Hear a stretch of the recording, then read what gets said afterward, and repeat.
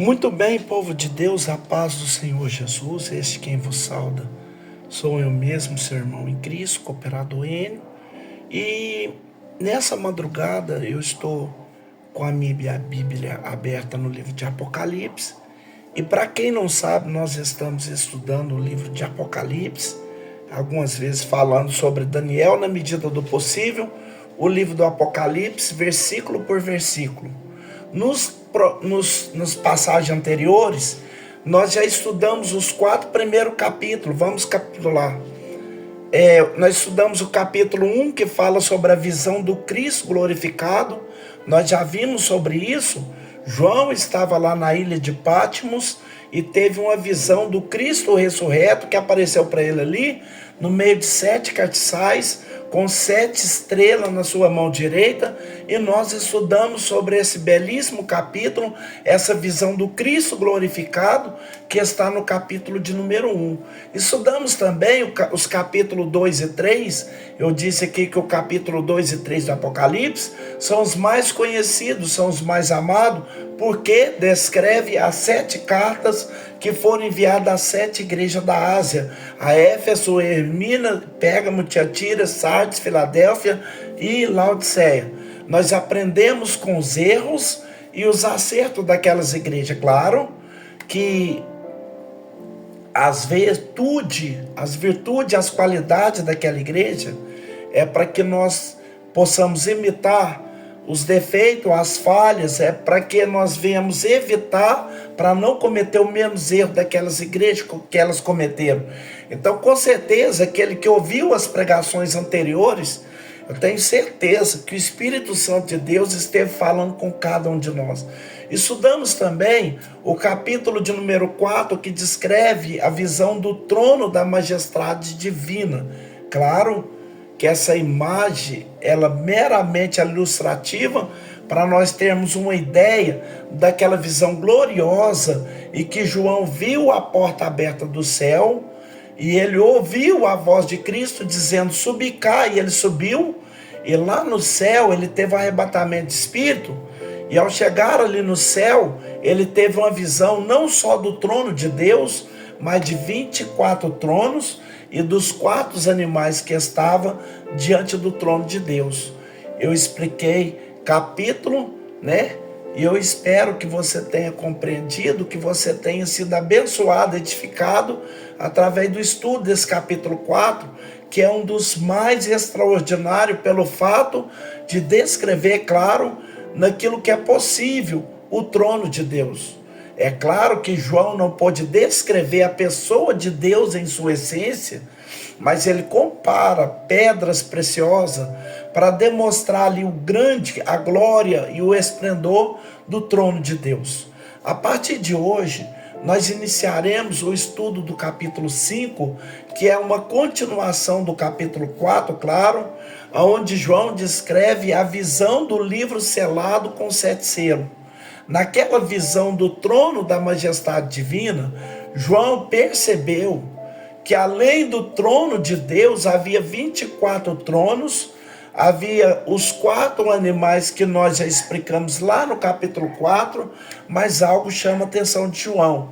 Ele viu que na mão direita de Deus estava o livro selado com 7 selos, e é sobre isso que nós vamos falar durante essa semana. A partir de hoje, esse será o tema do capítulo, esse será o tema da palavra que eu vou ministrar aqui, do capítulo 5 do Apocalipse, que é a visão do livro selado com 7 selos. É claro que eu sempre faço questão de dizer isso, isso é uma imagem meramente ilustrativa, é só para que tenhamos uma ideia daquilo que João viu, é uma percepção apenas para nós imaginarmos, para nós pensarmos como foi aquela visão gloriosa. E você sabe disso, que nós nos emocionamos quando falamos disso, quando nós explicamos essas visões, essas revelações lá do livro do Apocalipse, E lá no íntimo do nosso coração, nós guardamos também essa certeza, essa convicção, essa esperança que em breve nós também teremos essa oportunidade de estarmos diante do trono da majestade divina. Então eu quero te convidar para que, se você puder, abrir a sua Bíblia no capítulo 5 do livro do Apocalipse. Se você puder, você vai acompanhar. Se você tiver um caderno, uma caneta, para você fazer suas anotações, porque eu vou citar 8 textos bíblicos, mas se por alguma razão você não puder acompanhar com a sua Bíblia, talvez você esteja no ambiente de trabalho, talvez você esteja no seu automóvel, não tem condição de manusear a Bíblia, mas escute apenas o que eu vou citar aqui, alguns textos bíblicos, para que você possa acompanhar a explicação do capítulo 5 do livro do Apocalipse. Eu quero te convidar para nós juntos aprendermos o que é que a Bíblia nos fala sobre esta visão do livro selado com 7 selos. Vamos ver o que diz o versículo de número 1. João disse: "E vi na destra do que estava sentado sobre o trono um livro escrito por dentro e por fora, selado com 7 selos." Então, eu já disse aqui, a visão é a mesma. Isso é uma continuação do que João havia visto e descrito no capítulo 4. Né? E depois de João ter visto o trono da majestade, 24 tronos que estavam ao redor do trono de Deus, e aqueles 4 animais, João percebe que havia na destra, na mão direita de Deus, um livro. É interessante nós observarmos que na visão do capítulo de número 1, João viu na destra do Cristo, na destra de Jesus, 7 estrelas. E nós, inclusive, explicamos sobre isso, que fala exatamente dos anjos.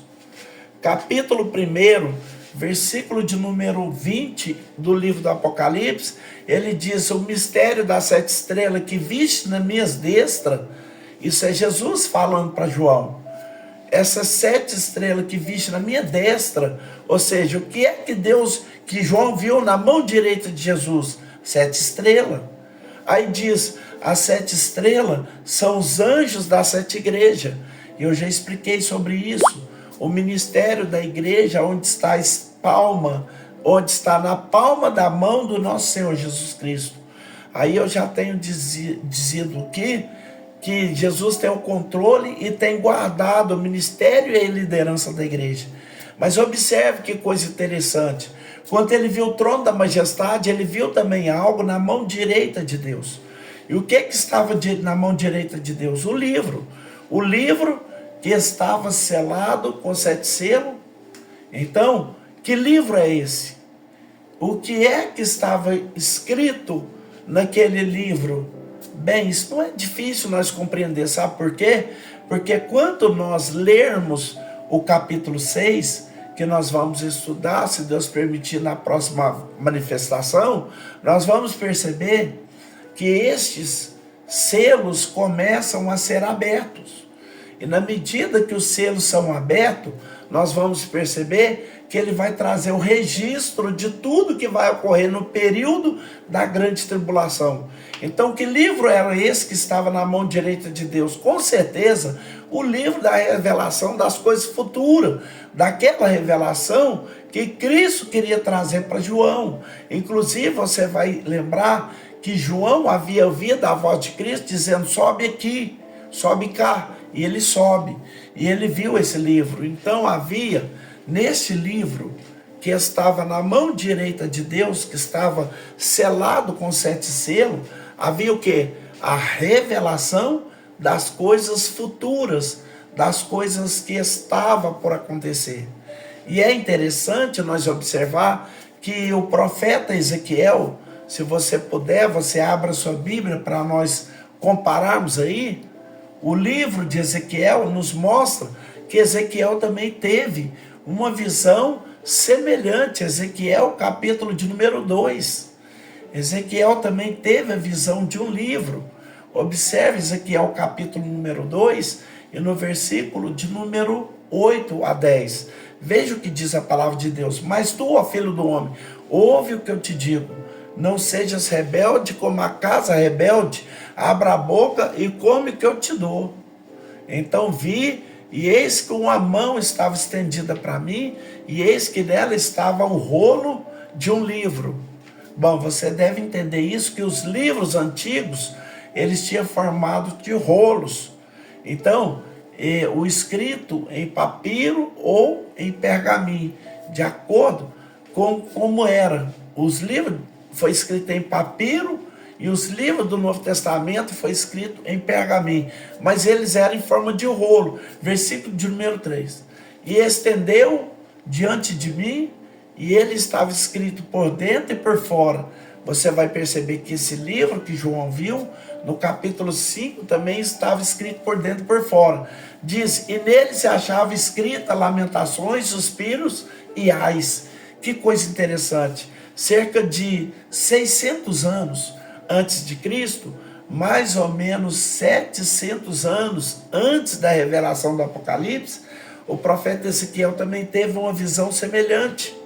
Ele também teve uma visão de um livro, só que o livro, por exemplo, não estava selado com 7 selos, ele estava escrito por dentro e por fora. Mas João viu agora esse livro, que nós entendemos perfeitamente, que trata da revelação das coisas futuras, das coisas que estavam por acontecer, e que esse livro estava no controle de Deus. Quando diz que estava na mão direita, na destra de Deus, aquele que estava assentado sobre o trono, estava nos ensinando que a revelação do futuro, ela está exatamente nas mãos de Deus. Eu quero dizer algo aqui para você.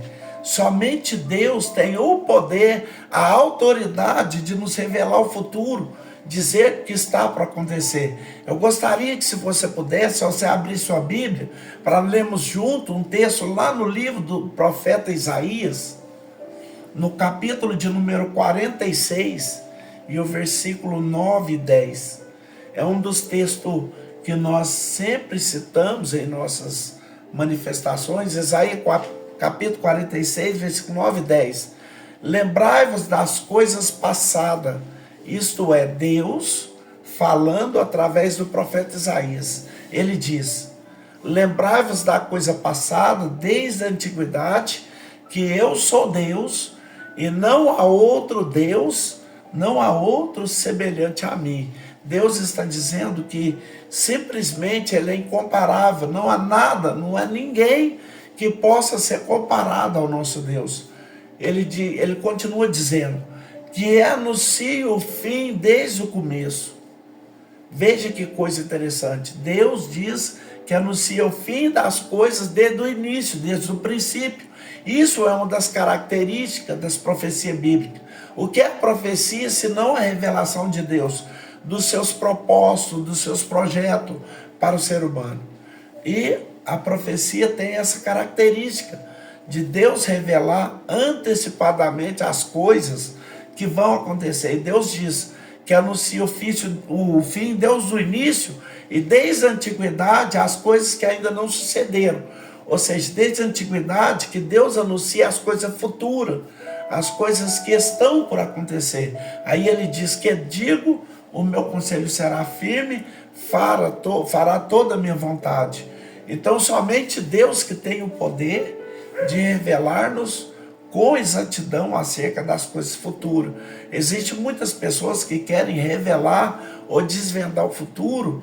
Nesse período, por exemplo, muitas pessoas se apresentam como futurólogos, com as suas previsões muito mais baseadas em lógica humanas, né? Mas é muito comum esses tempólogos dizer assim, vai morrer um grande artista, né? É muito provável que no decorrer do ano, é muito provável que o artista vai morrer, né? E ele sai fazendo previsões mirabolantes, impressionando as pessoas. Mas olha quanto João adentra na presença de Deus, ele viu na mão direita de Deus o livro selado com 7 selos. E aquele livro era a revelação das coisas futuras. Era Deus dizendo: somente eu tenho o poder de revelar, de desvendar o futuro e dizer o que vai acontecer no futuro com a humanidade. E é exatamente nas páginas desse livro, na Bíblia Sagrada, que Deus nos revela as coisas futuras, as coisas que estão por acontecer. Vamos reler mais uma vez o versículo 1? Aí ele diz: vi na destra, na mão direita de quem? Do que estava sentado sobre o trono, ou seja, do próprio Deus, um livro escrito por dentro e por fora e selado com 7 selos. Duas coisas me chamam a atenção aí. Primeiro, que esse livro estava escrito por dentro e por fora, o que não era comum. Os livros antigos, ou na folha do papiro ou na folha do pergaminho, geralmente eles escreviam só de um lado apenas. Mas quanto diz o texto bíblico, que estava escrito por dentro e por fora, é que havia muitas revelações, havia muitas coisas escritas, havia muitas coisas que Deus queria revelar. A segunda coisa que me chama a atenção nesse livro é que ele estava selado com 7 selos. E o selo fala exatamente de algo inviolável. O selo, Deus nos mostra que ele tem um objetivo, que quando o documento, uma carta, por exemplo, era selada, era uma espécie de selo, feito de selo, que era feito uma cera para mostrar que ele não podia ser violado. Quando o rei mandava uma carta para alguém, para um súdito, ou para um outro rei, e essa carta ela era selada, então aquele era um sinal, né? E você sabe disso, que o número 7 na Bíblia é símbolo, ele representa, ele simboliza a perfeição. E se esse livro que estava na destra, na mão direita de Deus, se ele estava selado com 7 selos, significa dizer que ele era inviolável, que ele estava perfeitamente, completamente selado. Ou seja, ainda não havia sido revelado, porque ele estava escrito dentro desse livro, mas estava selado. Veja o versículo de número 2. No versículo 2, João viu um anjo forte que bradando com grande voz, dizendo assim: quem é digno de abrir o livro e de desatar o seu selo? É bom lembrarmos que o livro do Apocalipse, ele está repleto de aparições angelicais. Praticamente em todos os capítulos, nós vamos observar os seres angelicais aparecendo com muita frequência em toda a Bíblia. Você sabe que os seres angelicais, eles são mensageiros. Eles foram criados por Deus, claro. Existem várias classes de anjos, né? Eu já expliquei aqui em outras oportunidades. Anjos, arcanjos, querubins e serafim. Só para recapitular, os anjos são mensageiros, o arcanjo é um anjo guerreiro, os querubins são anjos protetores e os serafins são anjos adoradores. Se você quer conhecer melhor, você pode ler na declaração, nas páginas da Bíblia Sagrada, onde tem a classificação de seres angelicais. Então, os seres angelicais, eles aparecem com muita frequência nas páginas da Bíblia. Esses mensageiros de Deus, às vezes trazendo anúncio, às vezes suprindo necessidade, às vezes dando livramentos, às vezes executando o juízo divino. Eles estão sempre presentes. Eles aparecem na Bíblia cerca de 108 vezes no Antigo Testamento e 175 vezes no Novo Testamento e 71 vezes só no livro do Apocalipse. Então, diante daquela visão, João viu esses seres angelicais e ele faz uma pergunta. O anjo forte, ele bradava com grande voz, perguntando assim: quem é digno de abrir o livro e de desatar o seu selo? Em outras perguntas, em outras palavras, o anjo estava perguntando: quem é que pode abrir esse livro? Quem é que tem autoridade de abrir esse livro? de desatar os selos, de saber o que está escrito nesse livro, por dentro e por fora. Glória a Deus. Dá-nos a imaginar que havia um endereço de João, o interesse de João de saber o que estava escrito dentro e fora daquele livro. Mas para isso, alguém precisava abrir, alguém precisava desatar aqueles 7 selos. E quem é que tinha essa autoridade? O anjo fazia essa pergunta: quem é que pode, quem é digno de pegar o livro, de abrir o livro, de desatar os seus 7 selos? Essa foi a pergunta do ser angelical. Versículo de número 3, vamos ver o que diz a palavra de Deus. Aí João diz assim: e ninguém no céu, nem na terra, nem debaixo da terra, podia abrir o livro, nem olhar para ele. Em outras palavras, João estava dizendo assim, a palavra de Deus, né? O anjo estava dizendo: ninguém no céu, ou seja, nem anjos, nem arcanjos, nem querubim, nem serafim poderia abrir o livro. Nem na terra, significa dizer, nem reis, nem monarca, nem presidente, nem imperadores, nem mesmo os patriarcas, nem mesmo os apóstolos, profetas, ninguém na terra também poderia abrir esse livro. Mas diz ainda o texto que nem mesmo debaixo da terra, ou seja, aqueles mortos, aqueles que já morreram, nenhum deles poderia abrir. Ninguém tinha essa autoridade para tomar o livro da mão de Deus e abri-lo para desatar o selo, para revelar as coisas futuras. Mas eu quero dizer algo aqui, que quanto ninguém pode, há um que pode, e esse ser é Jesus. Você lembra disso? Quando lemos a Bíblia Sagrada, nós vamos perceber que muitas vezes, em muitas ocasiões, Jesus fez aquilo que era impossível. Por exemplo, eu poderia citar vários exemplos do que Cristo fez, quanto ninguém podia fazer. Por exemplo, no capítulo 5 do Evangelho escrito por Marcos, a Bíblia nos fala sobre um homem. A Bíblia não diz o nome dele, mas chama de um endemoniado gadareno. Aquele homem vivia possesso de uma legião de demônio. Aquele homem vivia ferindo-se com pedra. Aquele homem morava no sepulcro. Aquele homem clamava de dia e de noite. As pessoas temiam de passar perto dele. E é interessante que em Marcos escreve dizendo assim: e ninguém podia prendê-lo e nem amansá-lo. Todas as vezes que tentavam amarrar aquele homem, ele despedaçava, ele quebrava todas as correntes e ele saía. Havia uma força sobrenatural naquele homem. Só que um dia Jesus chamou os 12 e diz assim: passemos para o outro lado, e do outro lado do mar. Jesus chega em Gadara, ele libertou aquele homem que estava possesso, e diz a Bíblia Sagrada que depois ele estava sentado, vestido e em perfeito juízo.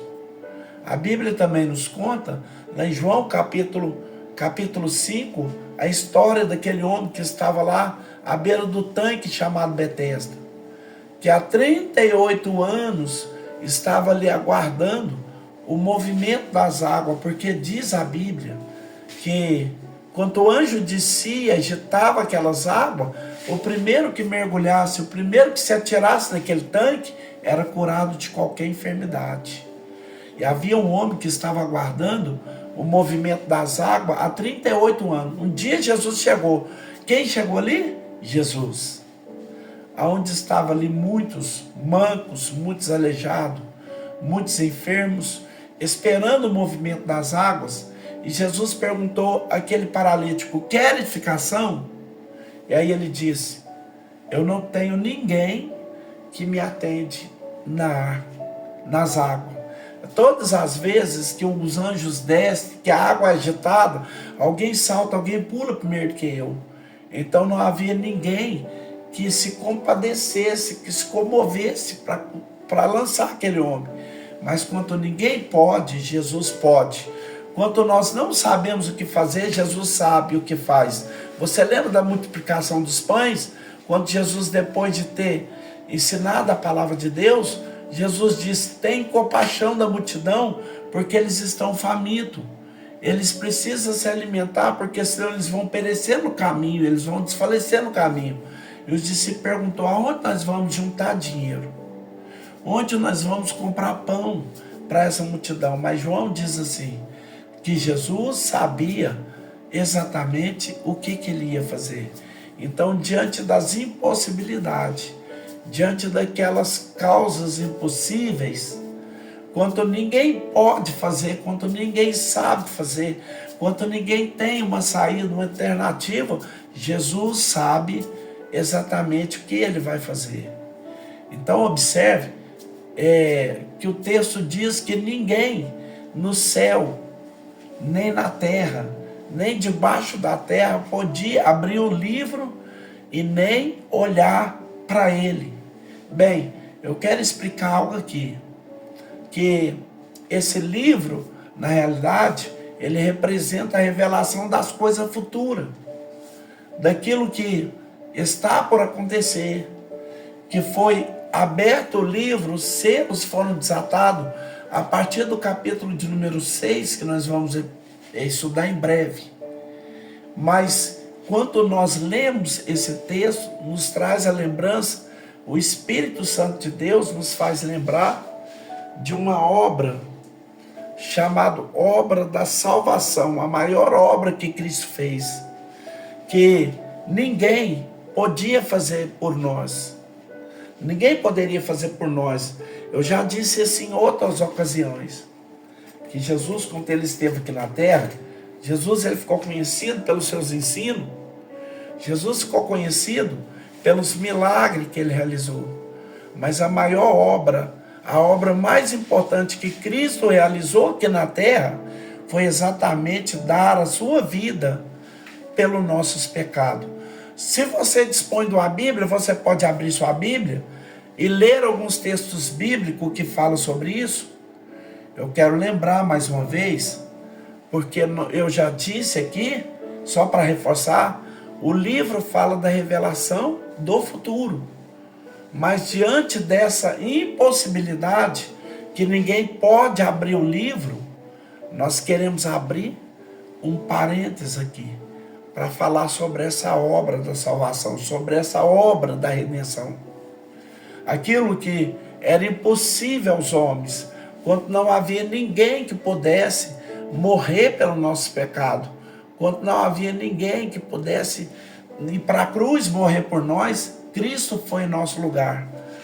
Abra sua Bíblia lá no livro do profeta Isaías, no capítulo de número 53, e o versículo 4 e 5 diz assim: verdadeiramente, ele tomou sobre si as nossas enfermidades e as nossas dores e levou sobre si. E nós reputávamos por aflito, ferido de Deus e oprimido. Mas ele foi ferido pelas nossas transgressões e morrido pelas nossas iniquidades. O castigo que estava nos traz a paz estava sobre ele, e pelas suas pisaduras nós fomos sarados. Esta foi a maior obra que Cristo realizou em benefício da humanidade. Ir à cruz do Calvário, morrer por nós.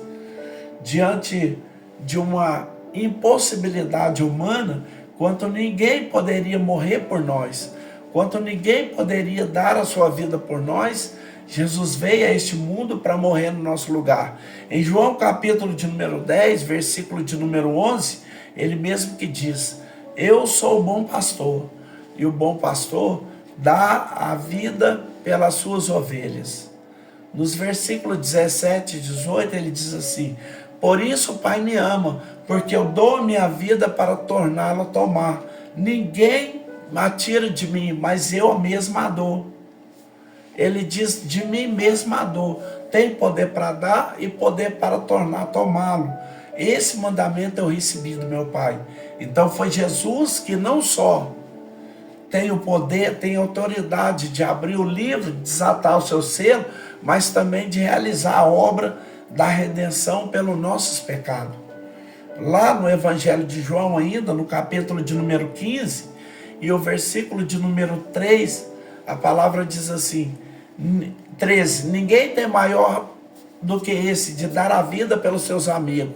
Então, diante das impossibilidades, diante das causas impossíveis aos homens, Cristo tem o poder, tem a autoridade de fazer aquilo que nós não podemos, aquilo que nós não sabemos como fazer.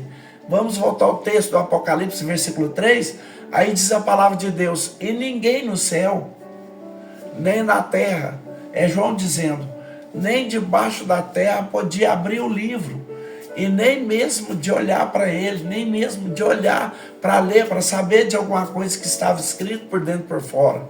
Mas vamos ver o que diz o versículo de número 4. E diz, eu chorava muito.